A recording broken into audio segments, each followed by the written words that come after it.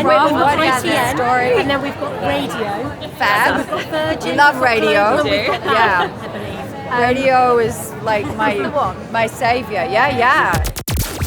The BFI IMAX in London wasn't short of Hollywood star power at the UK premiere of Netflix crime comedy drama The Perfect Couple.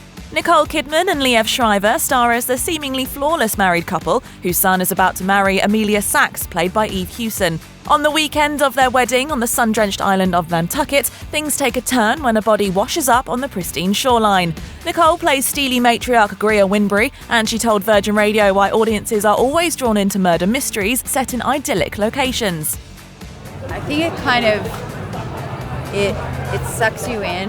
It's smoke and mirrors in a way, so you get given the idea that it's paradise, and then that gets pulled out from under you.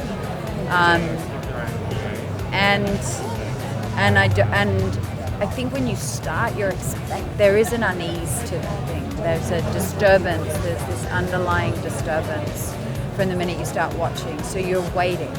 So, but that's what Susanne, the director, does so well. Is she creates all the beauty, and then she pulls the rug out from her, and continues to do so. And it's really hard to do. Liev plays Nicole's husband Tag, who appears to have his own secrets behind the scenes. He told us how the cast were encouraged to improvise despite reading from an often dark script. It was all Susanne, and that's how she wanted to work. And I'm so glad that she did, because it was really fun and it was really interesting. I don't know if you can tell by the dialogue, but there's a great sense of spontaneity in it, and people overlapping each other. It feels like life. It feels real. And at the same time, the most ridiculous and awful things come out of people's mouths. And I think that that's sort of the right tone for this story. Joining the Winbury family as an outsider isn't so bad when your mother-in-law-to-be is Nicole Kidman, according to Amelia star Eve. She explained how she was constantly in awe of starring opposite the Australian A-lister. Yes, it's the dream everything. The dream co-star, the dream friend, the dream mother-in-law. She's so amazing. I'm blown away. I can't believe I even worked with her. I can't really remember the scenes I shot with her because I think I had an out-of-body experience.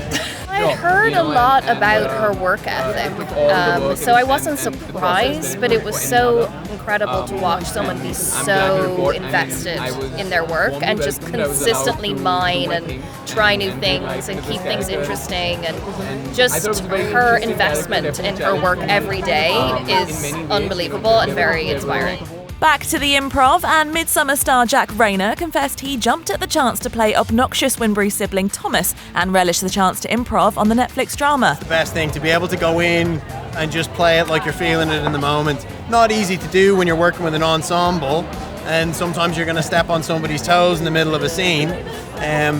But, you know, we all kind of ended up doing that, and I think that it brought a sort of an authenticity to the dialogue, and it brings a sharpness to the humour that really works for the show. So I love playing characters that are obnoxious, that are challenging for an audience, but ultimately ones who people can kind of relate to in some way. That's the best fun I think you can have. I just loved it. I loved the character. I thought he was hilarious, and I just saw kind of an opportunity to just push all the humour as much as I could.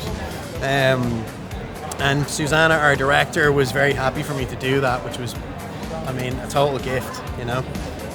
So yeah, I was in straight away. Something not improvised, but still very much a surprise to the cast, was filming the soon-to-be iconic opening sequence, which includes a full dance routine and music from Meghan Trainor. Nicole and the gang reacted to being told they had to learn a full routine with just days of filming left to go. Which I was like, I don't know any of these steps, so I'm just going to dance as Brier. So I picked it up as we went along, kind of thing, and through the whole thing I was like, okay, this is the Brier dance. I thought I did a really good job. I was kind of frankly disappointed that they didn't feature me more, because I thought I learned that dance well, and I thought I gave my heart and soul to it. And maybe that was awkward for the cameraman or Susanne, I don't know, but I thought I hope one day they release the. Oh, all right. Welcome to London. Yeah, thanks. I hope one day they release the full unedited version of just me doing the dance. That was a surprise attack from Susanne Brier.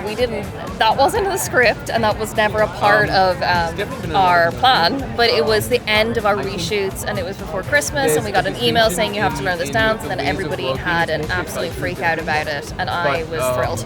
Because I was like, I'm an amazing dancer. So we ended up doing it. That was our last day on set, and it was our last moment together. We'd spent basically a year shooting the show because of the strikes and everything. So it was a really good memory to have all of us together. Well, watching the rehearsals was the most fun I had on set. I definitely have my own personal videos on my phone.